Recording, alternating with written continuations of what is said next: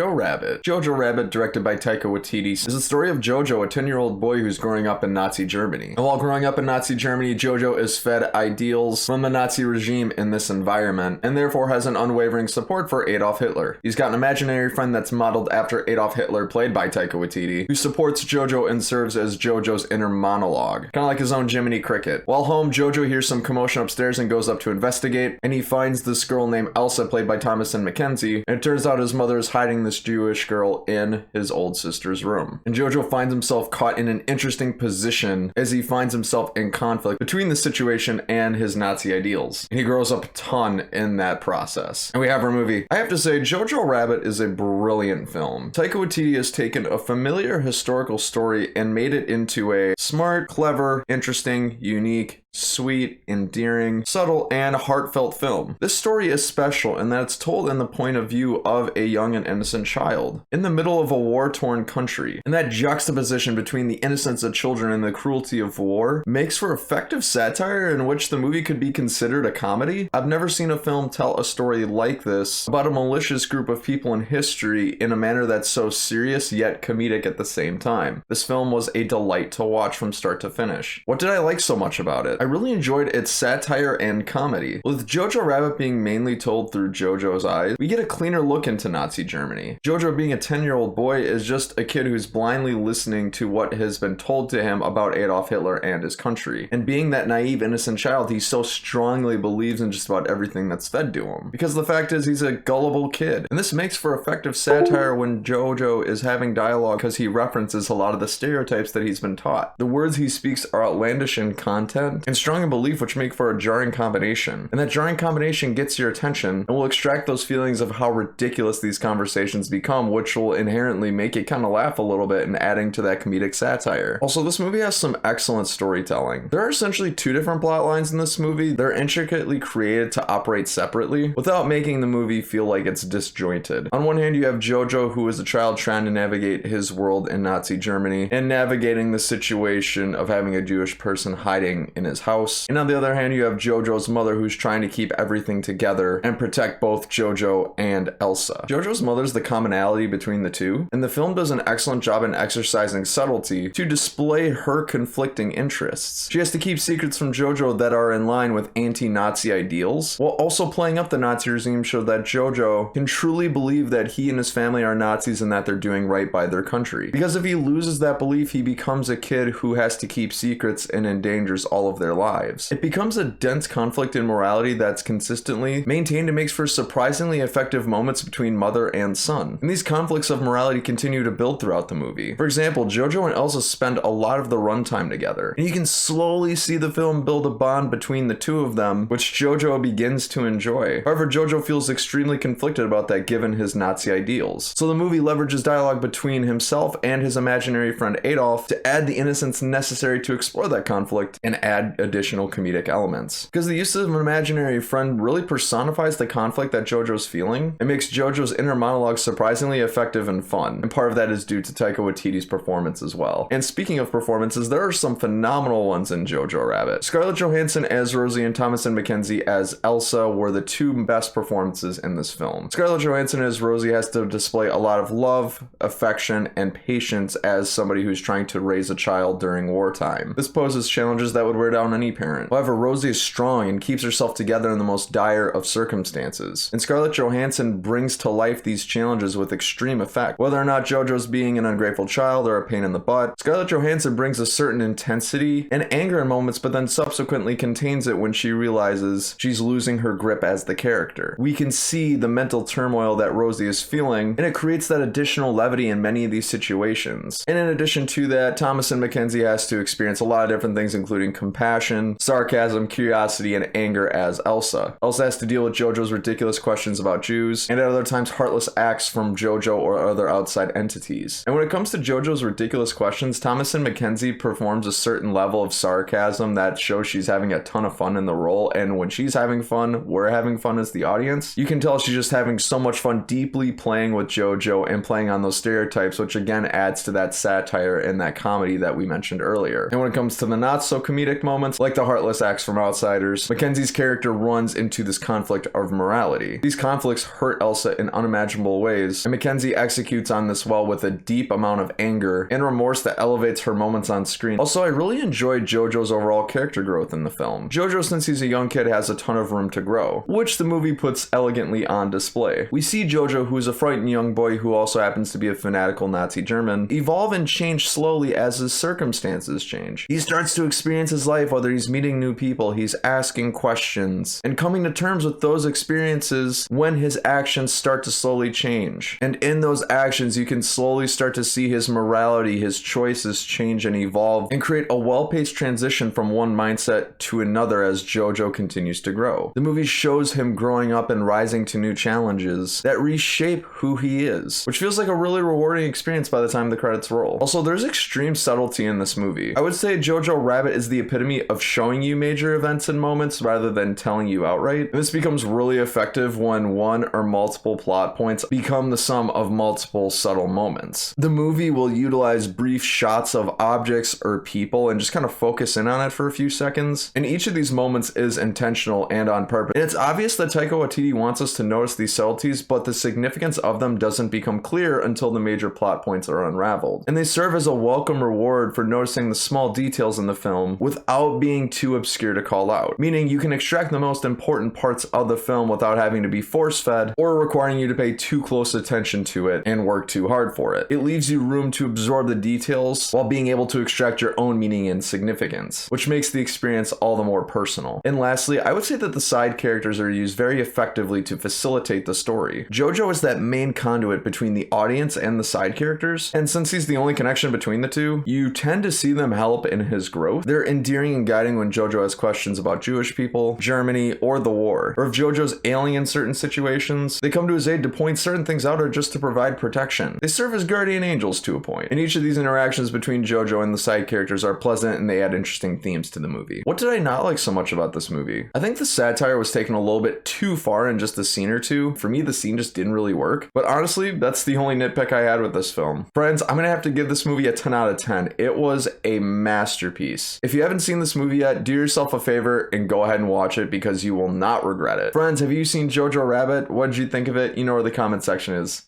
Let me know. Thank you so much for watching another Bankrupt Hippo movie review. If you like this, click right here if you'd like to see more. I've been Bryce, and until next time, have a great day.